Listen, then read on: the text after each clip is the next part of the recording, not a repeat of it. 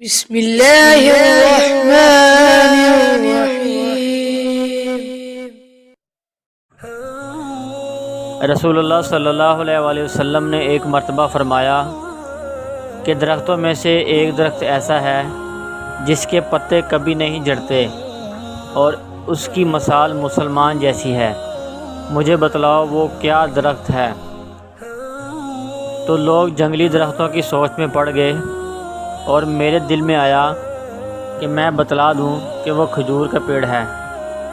عبداللہ کہتے ہیں کہ پھر مجھے شرم آ گئی اور میں چپ ہی رہا۔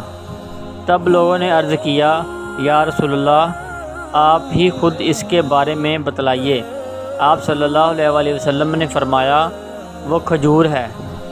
عبداللہ کہتے ہیں کہ میرے جی میں جو بات تھی وہ میں نے اپنے والد عمر رضی اللہ تعالیٰ عنہ کو بتلائی۔ وہ کہنے لگے کہ اگر تو اس وقت کہہ دیتا تو میرے لیے ایسے قیمتی سرمایہ سے زیادہ محبوب ہوتا۔